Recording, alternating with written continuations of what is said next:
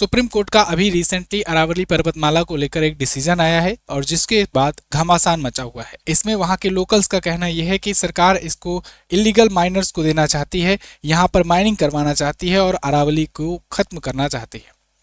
अरावली पर्वतमाला कितना इंपॉर्टेंस रखता है, ना सिर्फ वहां की जनता के लिए बल्कि पूरे भारत देश के लिए कितना इंपॉर्टेंस रखता है, आज की वीडियो में हम लोग डिटेल से समझने वाले हैं।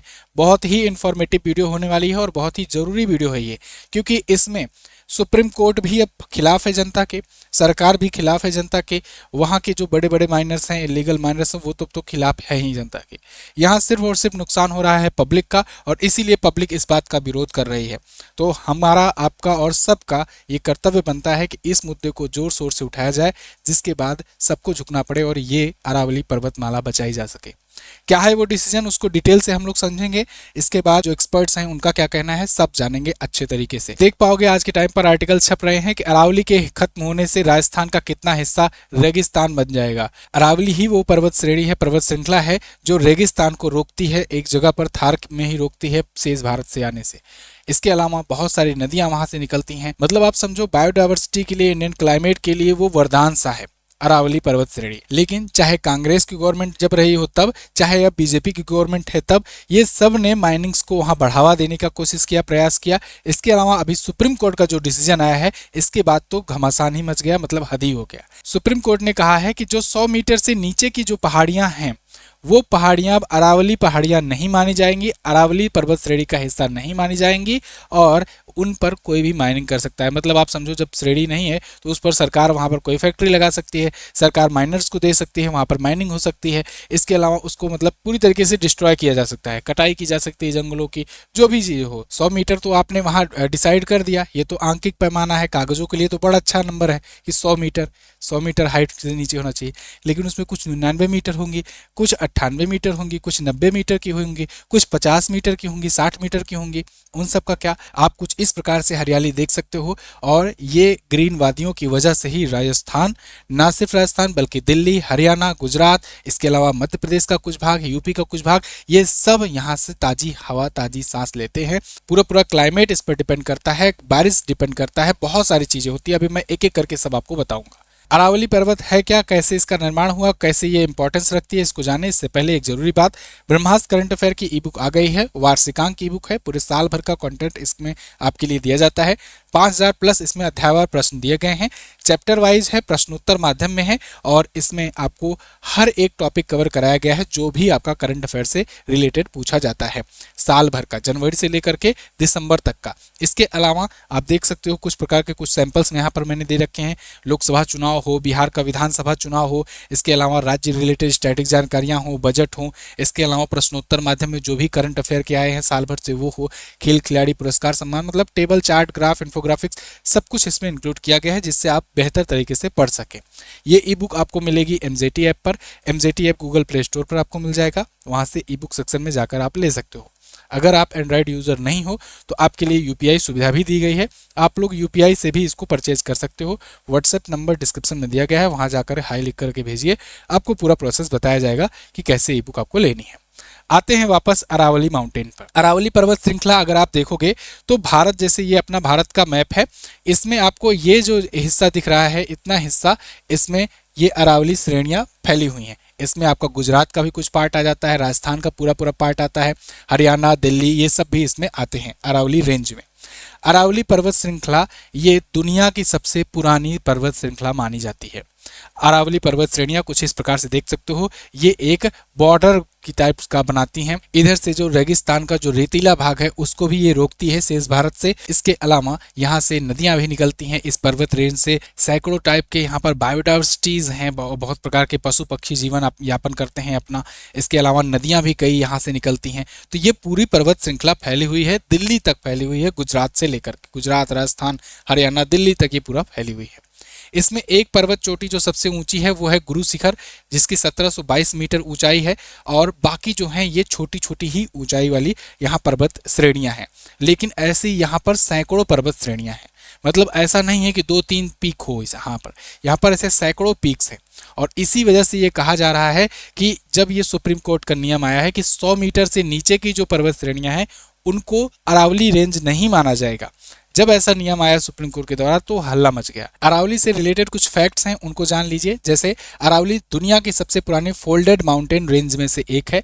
इसका निर्माण बताया जाता है कि 1.8 से 2 बिलियन साल पहले, यानी 1.5 से 2 अरब साल पहले इसका निर्माण हुआ था। ये भी एक फोल्डेड माउंटेन है, मतलब दो जब टेक्टोनिक प्लेट्स टकराई हैं उसके बाद से ही फोल्ड होकर के ये बना है। कैसे बना है? देखो, टेक्टोनिक प्लेट्स मैंने आपको लास्ट वीडियो में भी बताया था, जब भूकंप वाली वीडियो मैंने बनाई थी उसमें बताया था कि पृथ्वी जो है, पृथ्वी का भूभाग जो है वो प्लेट्स में डिसाइड है, जिसे टेक्टोनिक प्लेट थ्योरी कहते हैं। वो टेक्टोनिक प्लेट आपस में रगड़ती रहती हैं, जब रगड़ती हैं या छूती हैं तो फिर भूकंप आता है, और कई कई बार करोड़ों वर्षों बाद वो एक दूसरे से हटती भी हैं और एक दूसरे से जाकर टकराती भी हैं दूर से आकर के। मतलब ये वाला प्लेट जाकर दूसरे में भिड़ जाए या वो वाला प्लेट उससे खिसकने लगे, अलग होने लगे। आप देख रहे हो ना, इस समय ये सूडान वगैरह में, अफ्रीका में एक प्लेट मेडागास्कर के पास में ये सब टूट रही हैं, वो अलग हो रही हैं अफ्रीका से। तो वहां पर अलग हो रही हैं अगर, तो ऐसे बीच में सकरा फैलता चला जाएगा, वो पृथ्वी ही अलग हो जाएगी। और जहां पर सट रही हैं वो आकर के इसे जुड़ जाएंगी। बीच में जैसे समुद्र है, एक टेक्टोनिक प्लेट इधर से आई, एक प्लेट इधर से आई, आकर के ये जुड़ी। ये सब 2 4 10 साल में नहीं होता है, करोड़ों अरबों सालों में 1-2 बार होता है। ठीक है। भारत भी, जो भारत द्वीप है, ये भारत द्वीप एशिया का हिस्सा नहीं था पहले। ये वाला हिस्सा अफ्रीका से टूट करके, मेडागास्कर से टूट करके तब आकर के इधर लगा हुआ है, और वही लगा तो फिर हिमालय बना। अब चूंकि हिमालय जो है नवीनतम पर्वत है, मतलब नवीनतम वलित पर्वत है, सबसे लेटेस्ट वाला है, इसीलिए ज़्यादा ऊंचा है। अरावली उससे भी बिलियंस ऑफ ईयर पहले की है, तो इसीलिए अरावली जो है बहुत सारे घिस घिस करके छोटी हो गई। लेकिन निर्माण ऐसे ही हुआ था, जब आकर के 2 प्लेट टकराई, बीच में वो पर्वत बन गया बिलियंस ऑफ ईयर पहले। तो अब जब इसका निर्माण हुआ था तो इसकी वजह से क्या हुआ, देखो, जब यहाँ देखो कोई भी चीज़ जो बनती है ना, जो जलवायु में, प्रकृति में अभी है, वो चीज़ें आने में 1-2 वर्ष, 10 वर्ष, साल भर, 100 वर्ष नहीं लगे हैं, करोड़ों करोड़ों वर्ष लगे हैं, तब इसलिए वो संतुलन बना करके रखी हुई है। जो जंगल हैं, जिनकी वजह से बारिश होती है, समुद्र हैं जहाँ से बादल बनते हैं, और वो बादल जा करके पर्वतों से टकराते हैं, फिर एक जगह का निश्चित क्षेत्र का क्लाइमेट बनता है, इसलिए वहाँ बारिश होती है, तब वहाँ पर अनाज उगते हैं, इसीलिए वहाँ पर पशु पक्षी से लेकर जीव जंतु, मनुष्य वहाँ सर्वाइव करते हैं, इसीलिए वो जगह सर्वाइवल एरिया है। जहाँ पर सर्वाइवल एरिया नहीं बन पाया, वहाँ रेतीली भूमि है, रेगिस्तान है, वहाँ आज भी कोई नहीं रहता है, वीरान पड़ा हुआ है। जहाँ जहाँ नहीं सर्वाइव कर पाए, जहाँ लोग सर्वाइव कर पाए वहाँ बसने लगे, वहाँ बस्तियाँ हैं। तो अभी आप जहाँ रह रहे हो तो सिर्फ इसलिए ना थैंकफुल हो कि हमारे बाप दादा ने हमको बना करके ज़मीन दी है, इसलिए भी थैंकफुल हो कि यहाँ का परिस्थिति, यहाँ का पर्यावरण करोड़ों वर्षों में तैयार हुआ है, तब आप वहाँ पर रहने के लिए जिंदा हो। अगर वही चीज़ें जब एक्सप्लॉइट करोगे, प्रकृति से छेड़छाड़ करोगे, प्रकृति को नुकसान पहुँचाओगे, तो वो जो करोड़ों सालों में बना हुआ है आपके लिए सुटेबल क्लाइमेट, वो खराब होगा और फिर नुकसान होगा। फिर कहोगे दिसंबर चल रहा है, गर्मी हो रही है, पसीने हो रहे हैं, है ना? होगा ही क्यों, ग्लोबल वार्मिंग होगी, क्लाइमेट चेंज होगा, जब टेम्परेचर बढ़ेगा पृथ्वी का तो उससे फिर नुकसान होगा, ग्लेशियर पिघलेंगे, फिर जलस्तर बढ़ेगा समुद्र का, और द्वीप देश जो होंगे वो डूबेंगे, बारिश ज़्यादा मात्रा में होगी, कभी भी हो जाएगी। तो ये सभी क्लाइमेट चेंज के वजह से होता है। तो इसीलिए बड़े बड़े थिंक टैंक समय समय पर क्लाइमेट चेंज को लेकर के समिट वगैरह कराते हैं कि ऐसी चीज़ें ना हो। लेकिन वनों की कटाई हो रही है, अरावली पर्वत श्रेणी को यहाँ खत्म करने की बात चल रही है, तो इससे तो नुकसान होगा ही। आप देख सकते हो कितने बड़े बड़े जिले, कितने बड़े बड़े शहर जो हैं इससे प्रभावित होते हैं, इसकी अरावली की वजह से समझो इसके शरण में रहते हैं। 15 जिलों में राजस्थान में फैली हुई है। राजस्थान में सबसे ज़्यादा नदियाँ भी इसी से निकलती हैं। अब इसमें होता कैसे है राजनीति, जब ये थे मुख्यमंत्री तब बीजेपी वहां पर विरोध करती थी इसको लेकर के, जब ये डिसीजन चल रहा था, क्योंकि ये बहुत लंबे समय से ये केस चल रहा है पेंडिंग में। जब ये थे सीएम तो फिर बीजेपी वहां विरोध कर रही थी, अब वो बैठे हुए हैं सीएम पर तो ये विरोध कर रहे हैं। लेकिन कहा यह जाता है कि सरकारों की ही मिलीभगत है, और सरकारें जो हैं ये जानबूझ करके यहाँ माइनिंग को बढ़ावा देती है, क्योंकि इससे माइनिंग होगा तो यहाँ पर बहुत सारे रिसोर्सेज भी हैं। क्योंकि जब 1.5-2 बिलियन वर्ष पुराना यह पर्वत श्रेणी है तो 1.5-2 बिलियन साल से यहाँ पर कुछ चीज़ें दबी होंगी, जो मिनरल्स बने होंगे, बहुत सारी चीज़ें बनी होंगी, तो इस पर नज़र रहती है। जो बिजनेसमैन होते हैं, जो माइनर्स होते हैं, खनन माफिया होते हैं, तो खनन माफियाओं की नज़र तो इसको बनी हुई है कि यहाँ से कितना ज़्यादा एक्सप्लॉइट किया जाए। और वहीं जो पशु पक्षी रहते हैं, जो जीव जंतु रहते हैं, या जो आम आदमी निवास करते हैं, उनके क्लाइमेट को लेकर के यहाँ पर सुरक्षित जो बना हुआ है वो तो उसके किसी को दिख नहीं रहा है। आज दिल्ली के क्या हाल है आप देख रहे हो, वहाँ पर हजार हजार तक AQI पहुँच जा रहा है, लेकिन फिर भी कह रहे हैं कि भाई 500 के बाद आंकड़ा ही नहीं दिखाएंगे, इनके मीटर का रेंज ही 500 AQI तक का है। तो ये सब चीज़ें चल रही, यही अगर हाल रहा, अगर यहाँ पर ऐसी कटाई होती रही तो पता लगेगा एक दिन दिल्ली वाला AQI जयपुर में भी देखने को मिलेगा, मतलब जयपुर में भी ऐसे ही सांस लेना दूभर हो जाएगा। तब सोचो कितना नुकसान होगा प्रकृति का। इंटरेस्टिंग बात तो ये देखने को मिलती है, जो IAS जो PCS अधिकारी राजस्थान के खास करके जो जा करके वहाँ पर रहते हैं, वो लोग ये बड़े बड़े जो पर्यावरण के आंदोलन हुए हैं, चिपको आंदोलन से लेकर के और बड़े बड़े आंदोलन, उनको लिख कर तो बहुत बढ़िया से आते हैं मेंस में, लेकिन जब उनको उसी पर डिसीजन लेना होता है या जनता के साथ खड़ा होना होता है तो पता लगता है फिर से वही लीपापोती करते हैं और फिर वही उसको तब मतलब भूल जाते हैं जॉब पाने के बाद। तो इसको लेकर के सोशल मीडिया पर और पब्लिक आम जनता खूब विरोध कर रही है, लेकिन गवर्नमेंट हो चाहे चाहे सुप्रीम कोर्ट हो, ये सब की आंखें खुल नहीं रही है। ये लोग बस कागजों पर डिसीजन दे रहे हैं कि हाँ ये सब करो। दिल्ली की स्थिति ऐसी हो गई है कि एक्शन लेने पर भी वो काबू में नहीं आ पा रहा है।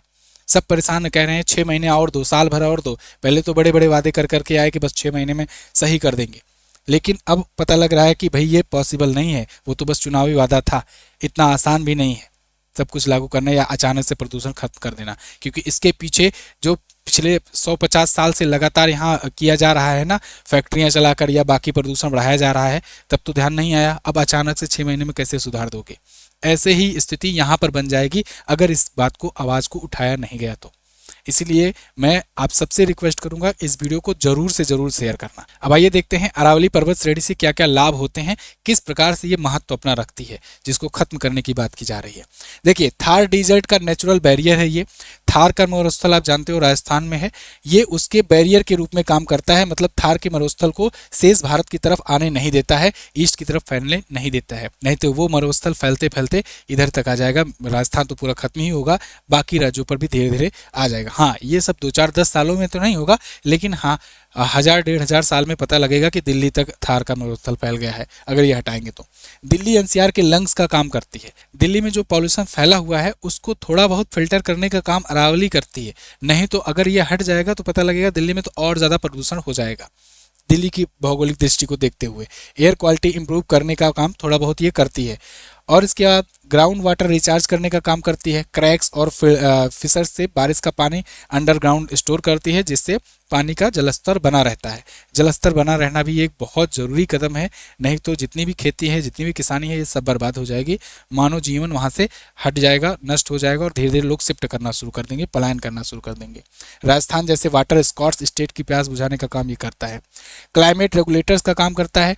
मानसून क्लाउड्स को पुश करता है, जिससे विंटर में कोल्ड विंड्स यहाँ प्रोटेक्ट होते हैं और उसके बाद बादल अच्छे से वहाँ रुक करके बारिश करवाते हैं। बायोडाइवर्सिटी हॉटस्पॉट है ये। 300 से ज़्यादा प्लांट स्पीसीज हैं, 300 से ज़्यादा यहाँ पर पौधों की प्रजातियाँ हैं, 120 से ज़्यादा यहाँ बर्ड्स हैं, चिड़ियाँ हैं। Sariska tiger reserve, leopard corridor, ये सब यहीं पर स्थित है। ये अरावली पर्वतमाला में ही, श्रृंखला में ही।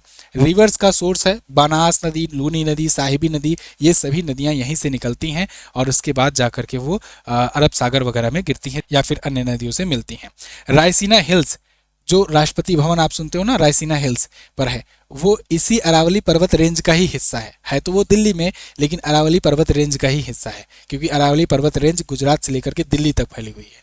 तो आप समझो कि रायसीना हिल्स भी आ जाएगा इसके चपेटे में, है ना, वहाँ भी खुदाई करवा दो। ज़्यादा दूर नहीं, पिछले 50 सालों पर ही जाएं अगर, तो पिछले 50 साल में राजस्थान में ही 128 पहाड़ियों में से 31 पूरी तरीके से गायब हो गई हैं। मतलब 50 साल में ही 25% तो गायब कर दिए वहाँ पर। 128 में से 25% राजस्थान का। हरियाणा दिल्ली का तो बात छोड़ो, वहाँ पर तो अभी जब किया जाएगा, पता लगाया जाएगा, पता लगेगा और ही ज़्यादा निकलेगा। CEC और FSI की रिपोर्ट कहती है कि इलीगल माइनिंग से यहाँ हज़ारों साइट पर तबाही मच रही है। 2018 में एक ऐसी रिपोर्ट आई थी जिसमें बताया गया कि 3200 प्लस इलीगल माइनिंग साइट्स, लाखों टन मिनरल्स इलीगली यहाँ से निकाले गए हैं। क्योंकि सबकी नज़र यहीं पर पड़ी हुई है, क्योंकि ये अरबों साल पुरानी पहाड़ियाँ हैं। माइनिंग माफिया डायनामाइट इस्तेमाल करके पूरे पहाड़ को उड़ा देते हैं, पुलिस पर अटैक करते हैं, यहाँ तक कि डीएसपी की एक हत्या भी हो चुकी है।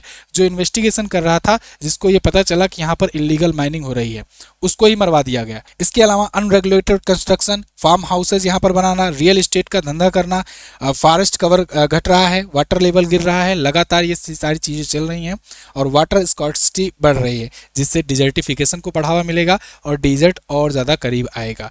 थार का मरुस्थल वो तो बढ़ता ही जाएगा। और अगर कोई अधिकारी, कोई डीएसपी, कोई एसपी यहाँ पर आवाज़ भी उठाने की कोशिश करता है, सरकार के या इनलीगल माइनर्स के खिलाफ जाने की कोशिश करता है, तो उनका ये हाल होता है। आप देख पाओगे, इंडिया टुडे का आर्टिकल है, Haryana DSP killed by mining mafia, तो उसको मरवा दिया जाता है और उसकी बॉडी भी उसी अरावली की रेंज में ही कहीं पाई जाती है। तो इसलिए बाकी लोग भी डरते हैं, जो अधिकारी हैं।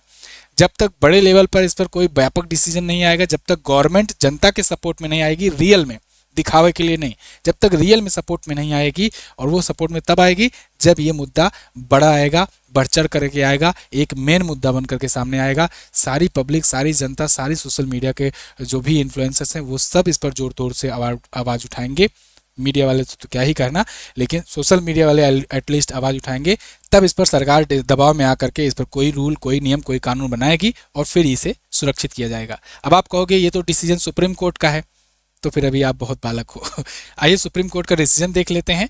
सुप्रीम कोर्ट ने अरावली हिल्स को लेकर यूनिफॉर्म डेफिनेशन एक्सेप्ट किया है कि एक यूनिफॉर्म डेफिनेशन हो, है ना। यूनिफॉर्म सिविल कोड तो लागू कर नहीं पा रहे हैं, यूनिफॉर्म डेफिनेशन एक्सेप्ट कर रहे हैं अरावली का। यूनिफॉर्म डेफिनेशन का क्या है कि 100 मीटर से ज़्यादा या जो ऊंची पहाड़ियां हैं 100 मीटर से, उन्हीं को अरावली हिल्स माना जाएगा। उसके नीचे की पहाड़ियां अरावली हिल्स का हिस्सा नहीं मानी जाएंगी। खोदो वहां पर जितना खोद पाओ। अब इस पर एक्सपर्ट का क्या कहना है। एक्सपर्ट कह रहे हैं कि भाई 100 मीटर से ऊंची केवल 8 से 10% ही पहाड़ियां हैं, मतलब 90 से 95% जो पहाड़ियां हैं, 92% पहाड़ियां हैं, वो इस क्राइटेरिया के नीचे आती हैं, यानी 100 मीटर से नीचे की हैं, और वो सब अब आ जाएंगे इलीगल माइनर्स के हाथ में। इलीगल माइनर्स जो हैं वो अब लीगल माइनर्स हो जाएंगे, और फिर खुदाई होगी शुरू, और फिर निकालेंगे खूब मिनरल्स, है ना। ठीक है, तो उसके बाद टक्कर देंगे ट्रंप को। इससे पहले 1992 का एक अरावली नोटिफिकेशन 2002 से 2009 के सुप्रीम कोर्ट के ऑर्डर्स थे, उनको लेकर के, और ये भी नया ऑर्डर जो आया है, इसमें और ही ज़्यादा घातक ऑर्डर दे दिया है सुप्रीम कोर्ट ने। अब ये मैं आप पर छोड़ देता हूँ, आप इसको जितना शेयर कर सकें शेयर कीजिए वीडियो को, सभी के प्रति इसमें अवेयरनेस हो। और कोई ज़रूरी नहीं है कि आप यूपी के हो, बिहार के हो, तो आपसे कोई मतलब नहीं है भाई। वो क्लाइमेट जो बनता है ना, वो सबको फ़ायदा देता है। अगर वो पहाड़ियाँ हट जाएंगी, अगर वो पहाड़ियाँ कमी आएगी, तो फिर सबका पूरा का पूरा जलवायु अस्त व्यस्त हो जाएगा। पूरे के पूरे भारत का सब कुछ चेंज होगा, बहुत सारी चीज़ें होंगी परिवर्तन। इसके अलावा ये जो लंग्स का काम करती हैं कि कार्बन डाइऑक्साइड खींच करके ऑक्सीजन देती हैं, जो भी, चाहे पहाड़ियाँ हो, जंगल हो, अपने वन हो, ये सब पर्यावरण के संतुलन का हिस्सा है। अगर संतुलन बिगाड़ेगा कोई, तो तबाही आएगी। खैर, इस पर आपकी क्या राय है, आप कमेंट करके जरूर लिखिए। वीडियो को शेयर जरूर कर देना। सभी लोग व्हाट्सएप चैनल पर इस पर स्टेटस पर लगाओ इसको। इसके अलावा जहाँ जहाँ भी ग्रुप है वहाँ पर शेयर करो। मिलते हैं अगली वीडियो में, तब तक के लिए नमस्कार, जय हिंद, वंदे मातरम।